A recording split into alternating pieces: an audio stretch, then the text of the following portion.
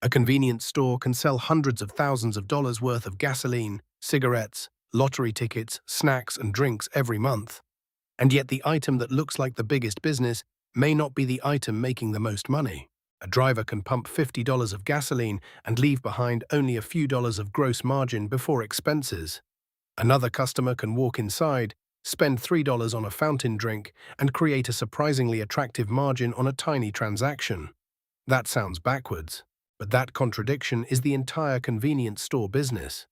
The giant gas price sign gets your attention, the pumps bring traffic, cigarettes and nicotine products create repeat visits, lottery tickets can bring people through the door.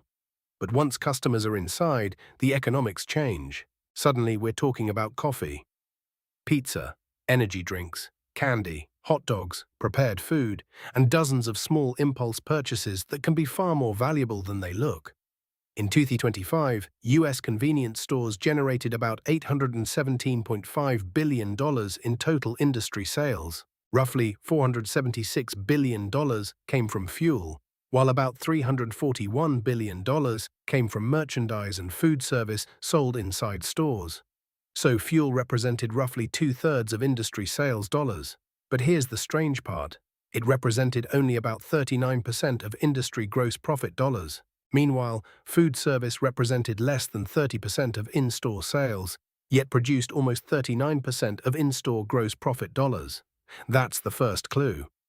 A convenience store is not really one business. It's several completely different businesses squeezed under one roof. And if you want to understand why some convenience stores become incredible cash-generating machines while others struggle to survive, you have to stop looking at how much they sell.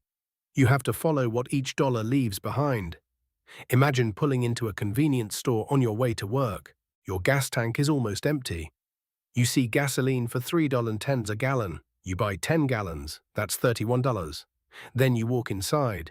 You grab a large coffee for $2.49, maybe a breakfast sandwich for $4.99. And because you're already standing at the register, you grab a pack of gum for $1.79. Your total trip is almost $40. From your perspective, gasoline was clearly the main purchase. From the store owner's perspective, however, those smaller items inside may be where the trip becomes much more interesting.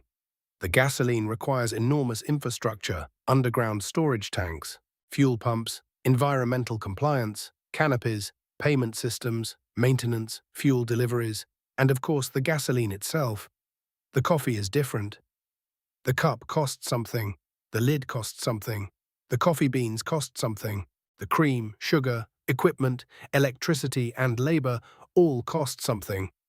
But the gap between the ingredient cost of that cup and its retail price can be much larger, percentage-wise, than the gap on gasoline.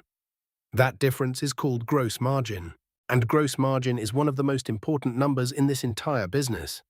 Suppose a store sells something for $10 and paid $7 to acquire it. The store has $3 of gross profit before paying wages, rent, electricity, insurance, maintenance, credit card fees, taxes, and everything else required to operate. That's a 30% gross margin. Now imagine another product sells for $10 but costs the store only $4. That's $6 of gross profit. Same revenue. Twice the gross profit. This is why looking at revenue alone can completely fool you. A convenience store is essentially a machine designed to combine high-frequency products with high-margin products. Gasoline can create frequency. Nicotine products can create frequency. Packaged beverages create frequency.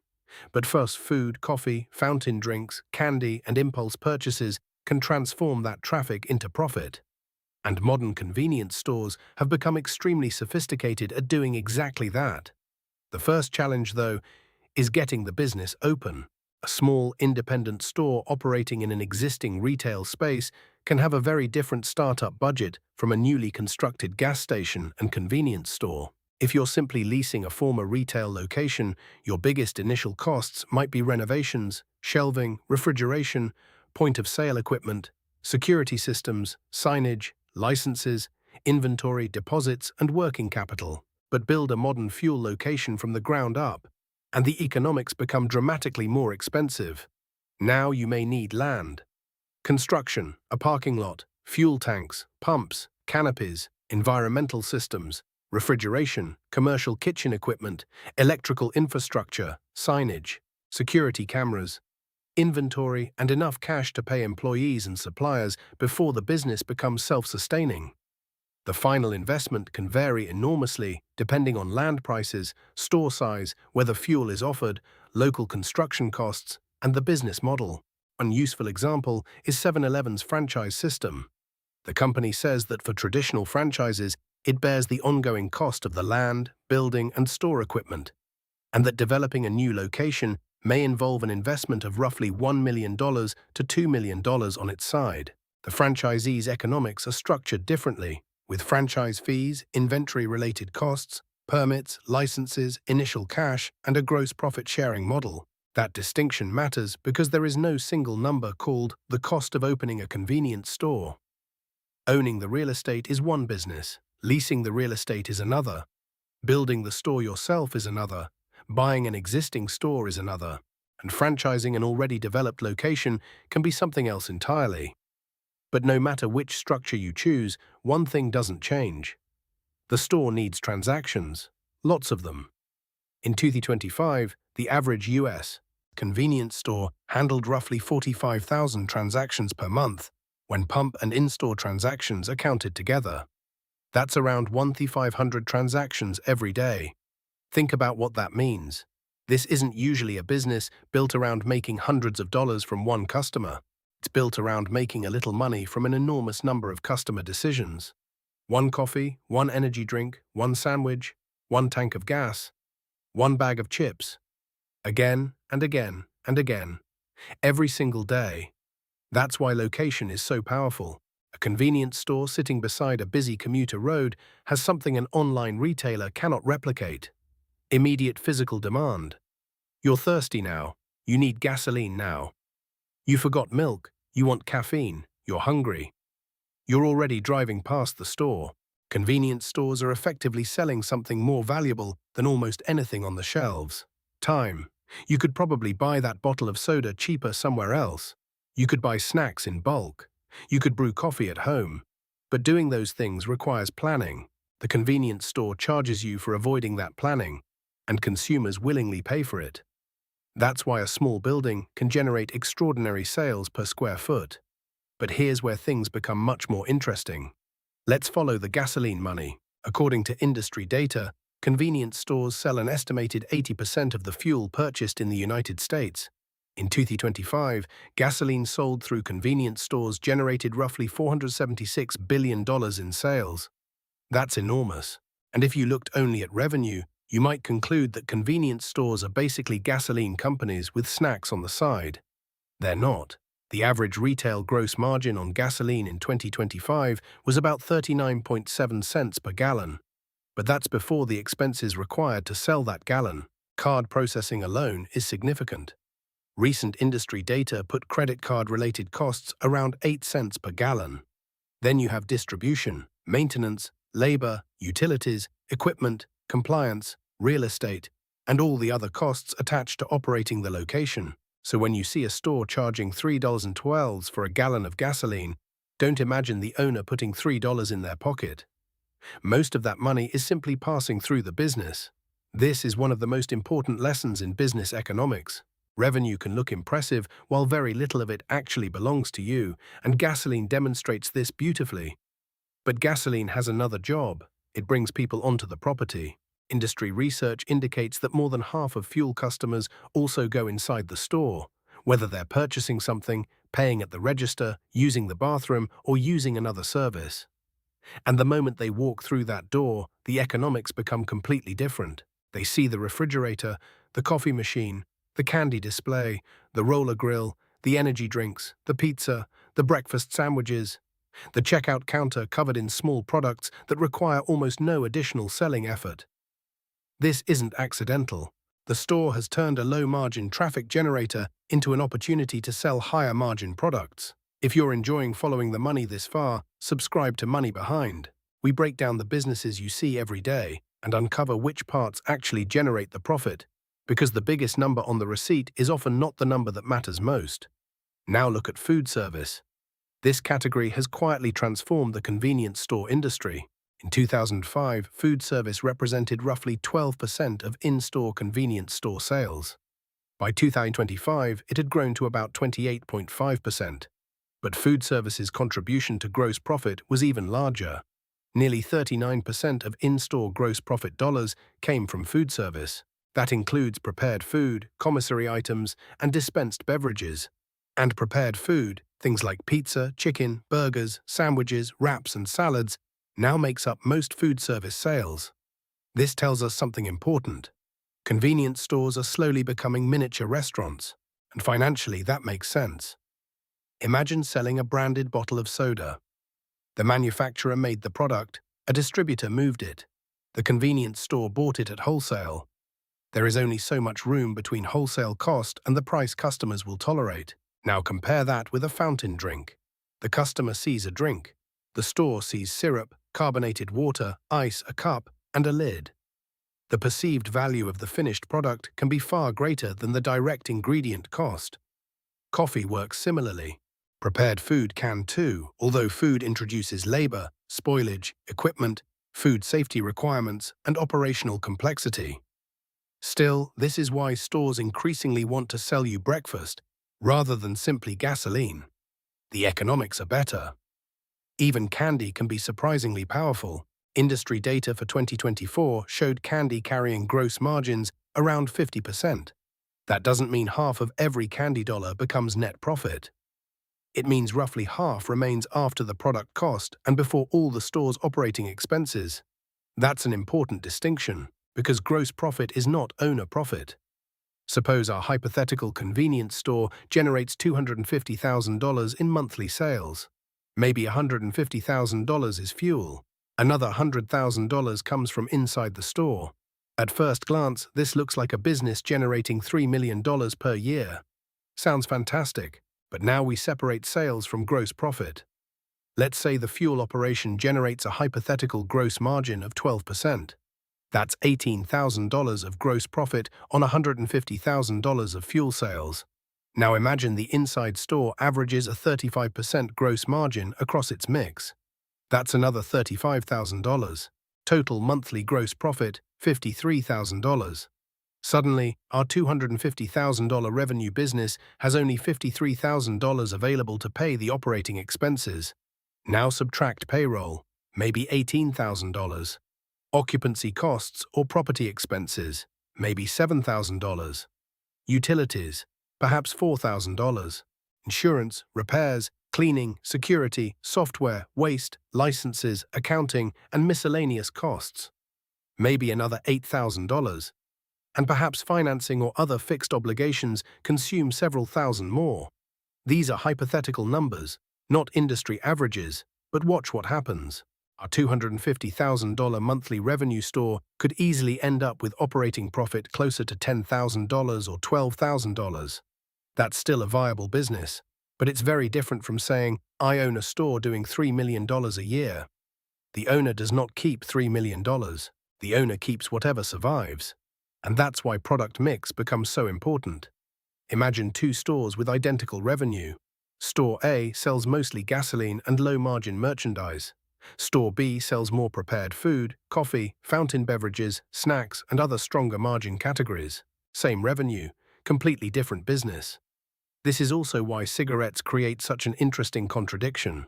Cigarettes have historically been important convenience store products because customers buy them frequently, but high sales don't automatically mean high margins. Industry data for 2024 showed average cigarette gross margins around the mid-teens, while other tobacco products produced considerably higher margins.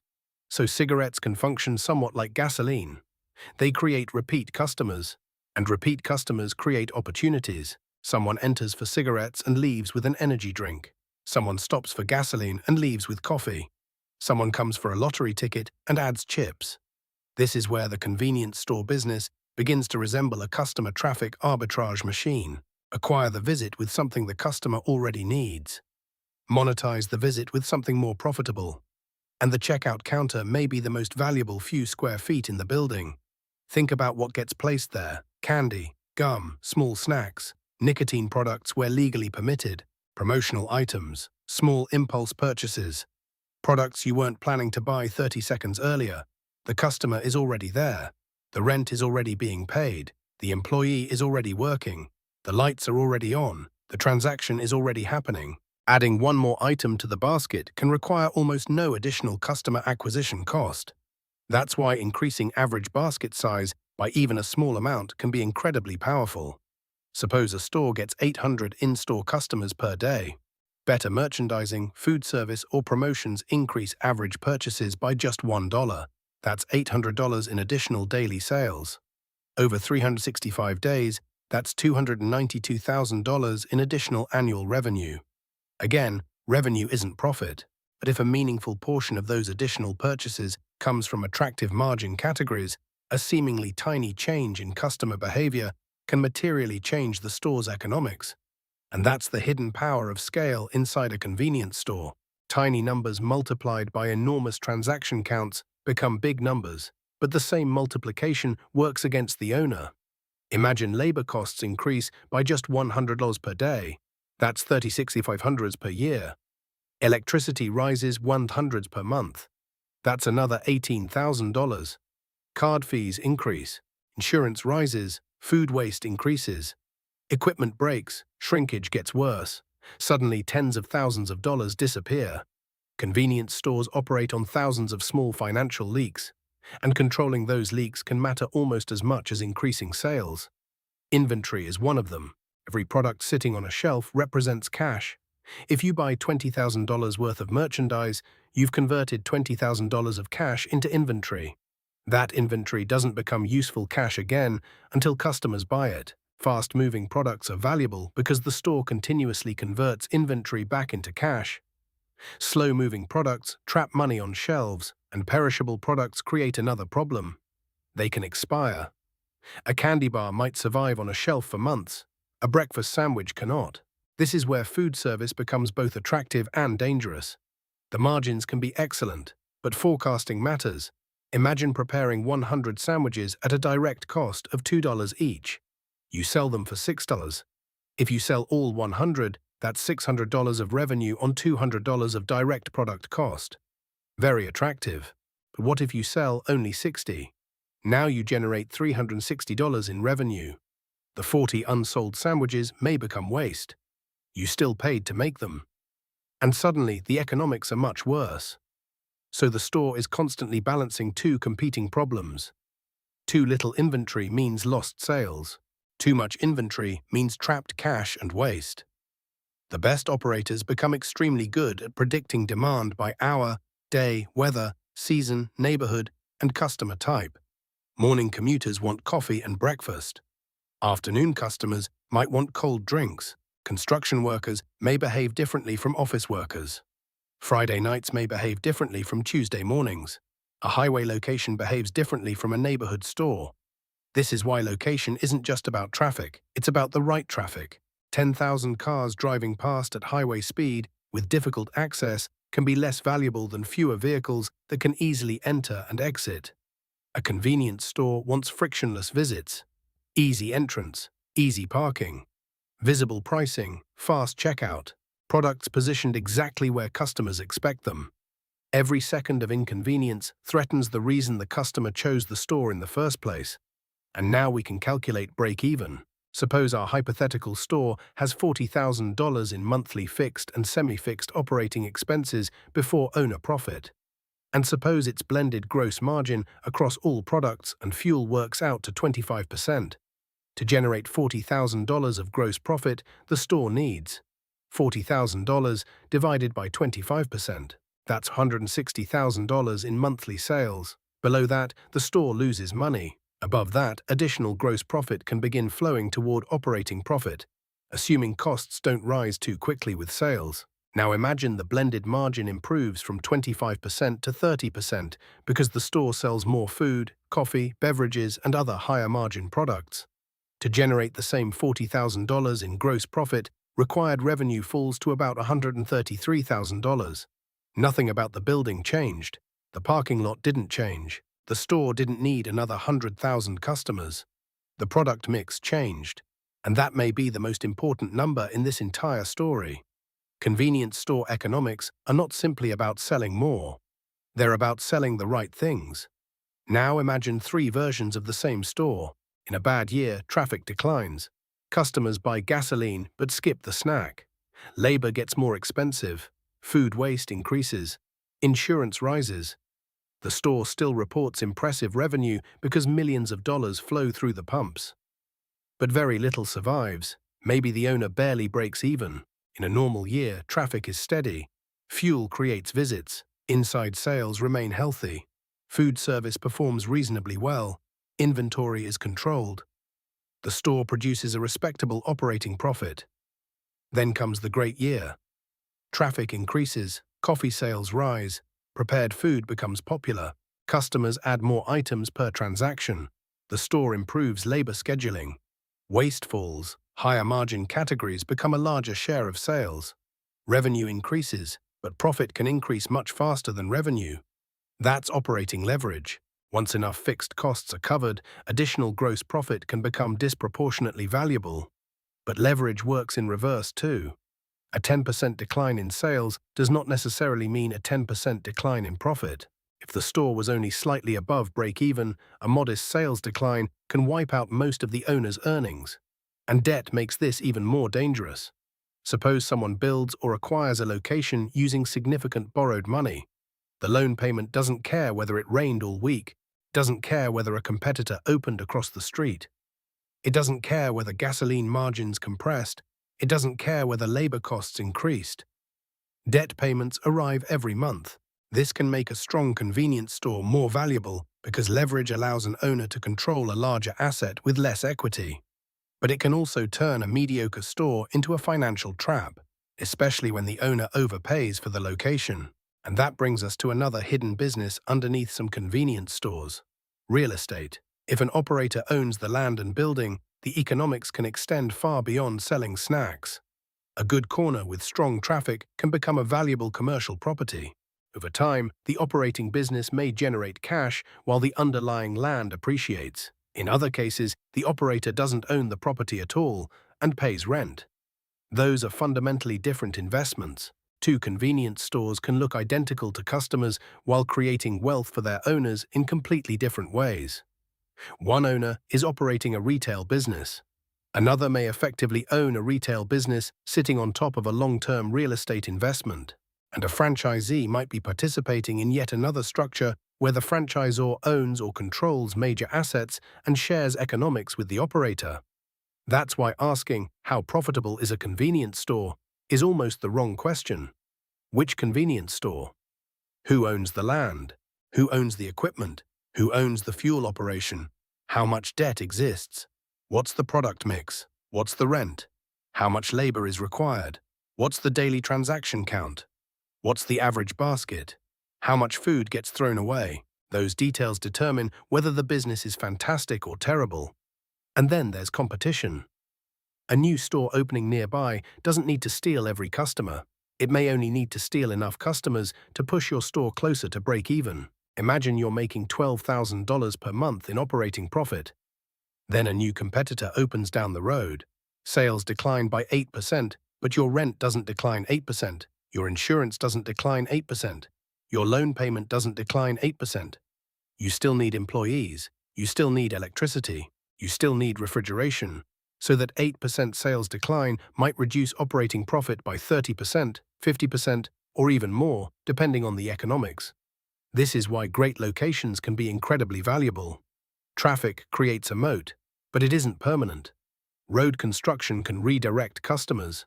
Neighborhood demographics can change. A major employer can close. Electric vehicles can alter fuel demand over time. Delivery apps can change convenience behavior. Quick-service restaurants can compete aggressively on food. Grocery stores can compete on price. Dollar stores can compete on packaged goods. And larger convenience chains can use purchasing power, loyalty programs, technology, and sophisticated food operations that independent owners may struggle to match. The modern convenience store is competing with almost everyone, but it has one enormous advantage: immediate need. When your fuel gauge is nearly empty at 11:30 at night, you're not comparing 20 websites. When you want coffee on your commute, You're not ordering a 12-pack online. When you're traveling and your child wants a snack, you're probably buying whatever is 20 feet away. Convenience compresses the customer's decision-making process, and businesses love compressed decision-making because customers become less price-sensitive when time matters more than money. Now we can finally see the real business. The gasoline is not necessarily the business. The cigarettes are not necessarily the business. The coffee isn't the business either. The convenience store is a system for monetizing repeated human needs. Fuel creates a reason to stop. Location makes stopping easy. Speed reduces friction. High-frequency products create habits. Food service improves margins. Impulse products increase basket size. Loyalty programs encourage repeat visits. And thousands of tiny transactions spread fixed costs across enormous customer volume. That's the big reveal. The convenience store doesn't need every product to be highly profitable. It needs every product to perform a specific financial job. Some products attract customers. Some products create frequency. Some products create margin. Some products increase basket size. Some products make the store a destination. And some products simply make customers choose this location instead of the one across the street. The best convenience stores combine all of those jobs into one economic machine. So, is a convenience store actually a good business? It can be. A strong location with high transaction volume, disciplined costs, attractive food service, good merchandising, controlled waste, reasonable financing, and the right product mix can produce a durable stream of cash. But this is not passive income. The business can require long operating hours, constant inventory management, employee supervision, security, equipment maintenance, regulatory compliance, supplier relationships, and relentless attention to small costs. And small mistakes compound quickly. 1 percentage point of margin matters. A few dollars of additional basket size matter. 10 wasted sandwiches per day matter. A slightly worse labor schedule matters. A competitor stealing 50 transactions per day matters. Because this entire business operates on multiplication. Small profit per transaction, multiplied by hundreds or thousands of transactions, multiplied by 365 days. That's how a small building full of chips and refrigerators can become a multi-million-dollar revenue operation. But revenue was never the real story. The real story is what survives. So the next time you pull into a convenience store and watch $50 flash across the gasoline pump, don't assume that's where the owner is making the money. The more interesting transaction may be happening inside. It might be the coffee, the pizza slice, the fountain drink, the candy bar sitting beside the register, or simply the fact that one customer came for gasoline and left carrying 4 other things. That's why convenience stores make money in such strange ways. The products that create the biggest sales numbers aren't always the products creating the best economics. And sometimes the most valuable item in the entire store isn't sitting on a shelf at all. It's convenience itself. If you want more breakdowns of how everyday businesses really make their money, subscribe to Money Behind. And tell me in the comments, if you had the capital, would you rather own the convenience store business, the gas station, or the real estate underneath both? Because what customers see is a store. What the owner sees is traffic, margins, inventory, costs, and thousands of tiny money flows. And underneath every ordinary business, that's where the real story begins.